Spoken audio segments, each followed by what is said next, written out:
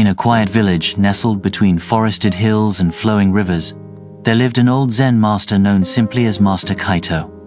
People from near and far came to him for wisdom, not because he offered answers, but because he asked the right questions. One spring morning, a traveler named Ethan Reynolds arrived at the temple. He was a foreigner from the West, a man of intellect and ambition.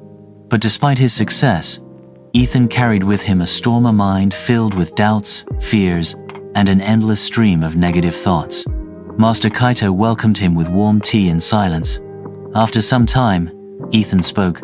"Master, I have everything I once dreamed of, yet my mind feels like a battlefield. I cannot escape these thoughts of failure, of not being enough, of things going wrong. They visit me morning and night. How do I silence them?" Master Kaito looked out into the temple garden, where cherry blossoms danced gently in the breeze. "Come," he said, rising slowly. "Let me show you something." He led Ethan to a small patch of earth beside the garden path. It was overrun with weeds thick, wild, and choking the flowers trying to bloom. "This," Master Kaito said, "is your mind." Ethan looked at the tangled mess. "You mean it's filled with weeds?" "Thoughts," the master replied, "are like seeds. Each one, when given attention, begins to grow. Negative thoughts are weeds. They are not evil, just overgrown. They thrive when unattended and multiply when fed." Ethan frowned. "So how do I stop them?" "You do not fight them," Master Kaito said. "You replace them. Tend your garden." He handed Ethan a small trowel. "Each morning, pull one weed, just one, and plant a flower instead. Replace one negative thought with something true, something kind, something still." Ethan was puzzled.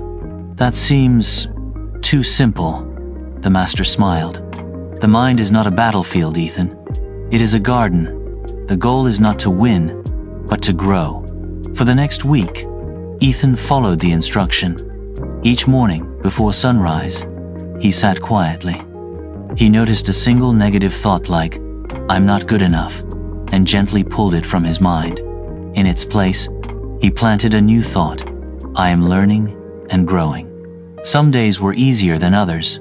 The weeds returned, sometimes fiercer than before, but Ethan no longer fed them. He didn't argue or resist them. He simply let them pass and returned to his garden. By the end of the month, something had shifted. The storm in his mind was quieter. He smiled more. He breathed more deeply. Before leaving the temple, he asked Master Kaito, "Will the weeds ever disappear completely?" The old master shook his head. "No garden is ever free of weeds, but a well-tended one is full of flowers." And with that, Ethan bowed, stepped onto the path home, and carried his garden with him. Moral: negative thoughts are not enemies to defeat, but weeds to replace. Tend the garden of your mind daily, and peace will grow where chaos once lived.